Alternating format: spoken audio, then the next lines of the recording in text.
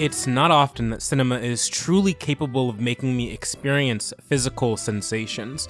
The separation between what I see on the big screen and how it makes me feel is all too obvious in most works anyways, but not in Wong Kar-wai's work. It's intoxicating, really, the kind of cinema that grabs hold of our senses, breaking down our defenses in an effort to allow us the experience of true euphoria. With a heightened lens that emphasizes visual aesthetic beauty, his melancholic narratives beneath the surface are rendered stunningly. This dueling effect of beauty serving as a veneer for the pain his protagonists experience helps in exposing both the physical and mental anguish of his characters, a kind of anguish that through film's empathic properties can't help but become our own. I think this quote from him encapsulates this cinematic power perfectly. As Wong states, cinema can be the citric scent of a peeled orange, the touch of warm skin through a silk stocking, or simply a darkened space bathed in anticipation. With very few words, Wong captures the full breadth and extent of his own cinematic prowess and what he aims to achieve through complete and utter authority over our senses, a process as appreciators of aesthetic beauty and romantic agony, themes ever present in Wong's work, we're more than happy to indulge in. Using this quote as a guideline, we can break down his own cinematic abilities into 3 distinct tiers of sensory control. From his immediate outward style, steeped in nostalgic experiences and personal history, to the levels of warmth and intimacy that register within his character narratives, to his relationship with time and waiting, placing his audiences at the seat of maximum emotional charge. For this exercise, I can think of no better film to study than his magnum opus, In the Mood for Love, a desperate, dizzying tale that's as alluring as it is heartbreaking. Wong's flair for the striking is at the core of In the Mood for Love's visual design. It's a film world consumed by bold colors, hues of red and green that invade everything, from the homely apartment and workplace interiors to the restaurants and neon lights darting through dark, curving alleys and streets. Every frame is a sight to behold, a kind of visual spectacle made possible through Wong's collaborative efforts with co-cinematographers Christopher Doyle and Mark Lee Ping Bing.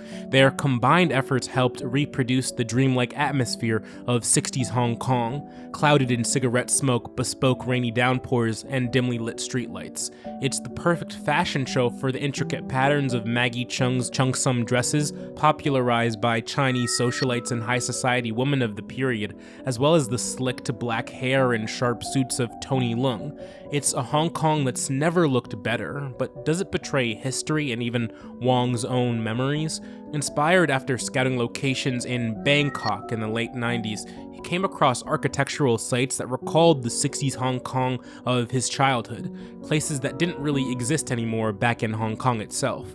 What we witness in the Mood for Love is a Hong Kong made new again, stylized in his signature idealized lighting and staging the way one might recall a memory.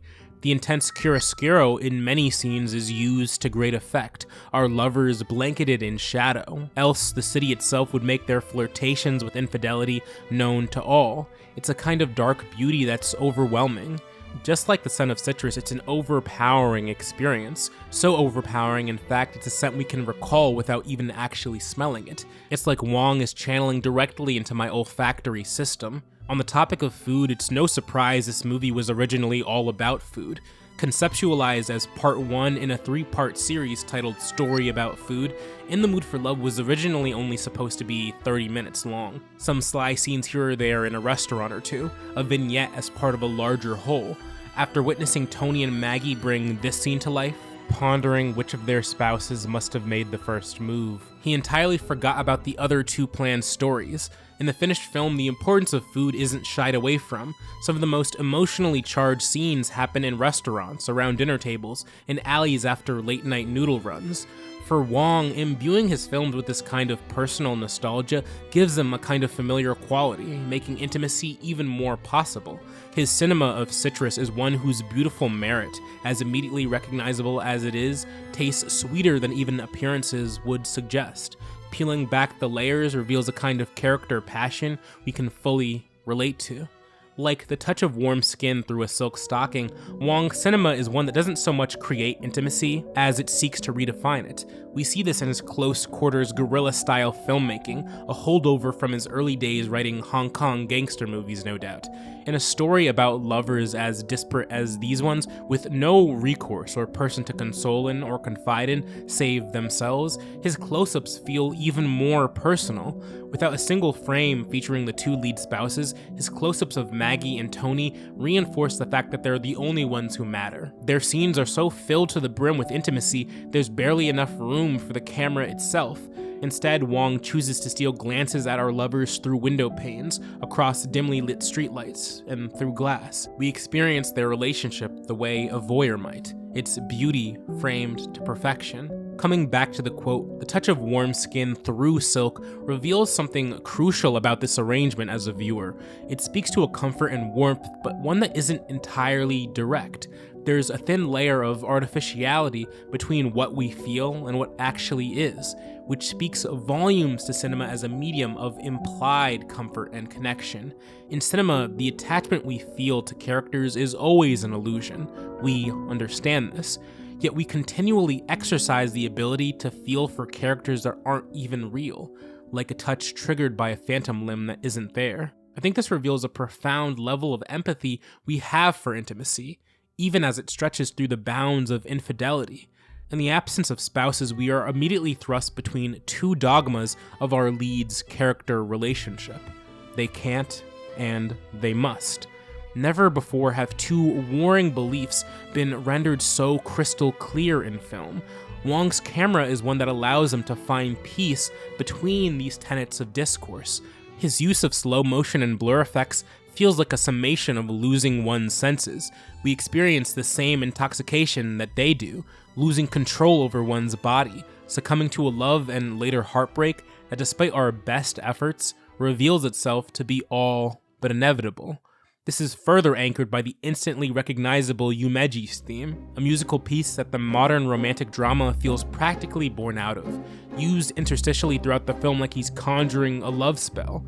While the touch of skin through silk may be a false feeling, Wong's cinema is one that doesn't make us stop and gawk at this falsity, but it's one that pushes us further and deeper through it, towards removing that veil, as we desperately search and seek for the same intimacy his characters experience, leading us to a darkened space bathed in anticipation.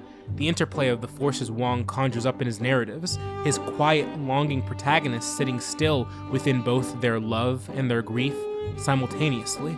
Wong's not just concerned about his lovers, but the space that exists between his lovers, the air around them. Separate from even the physical sensations described in a citrus scent that recalls memories, or the touch of warm skin through compounding facades, anticipation is a variable that encapsulates the feeling of desire better than either of them. Once we're seduced in by the immediate, outward, visual language of Wong's style, then we feel the warmth and comfort of intimately knowing his protagonist. He pushes us to the very edge. We wait for release, for finality, but Wong refuses us this. He forces us to sit within both their spontaneous love and encroaching sadness. It's here we're reminded that a space shrouded in darkness is one filled with possibilities.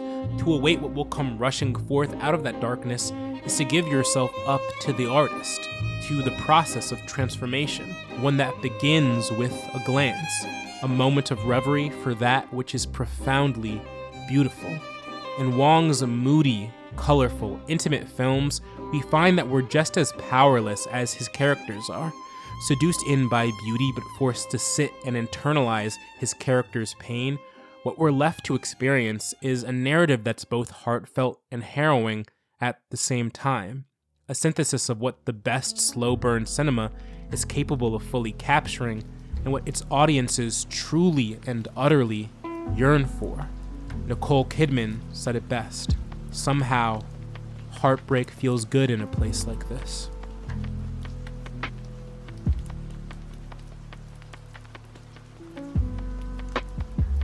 Mind Theater is a solo effort produced and written by me, Eo Akinbere. For updates on the show as well as my other content, follow Mind Theater Pod on Twitter, Instagram, and TikTok. If you want to show monetary support, the Patreon link is in the description. Thanks for watching. I'll catch you next time.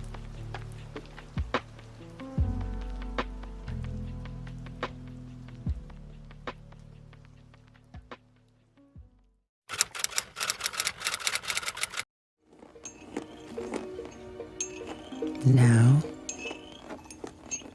sink into the floor. Wait. Sink.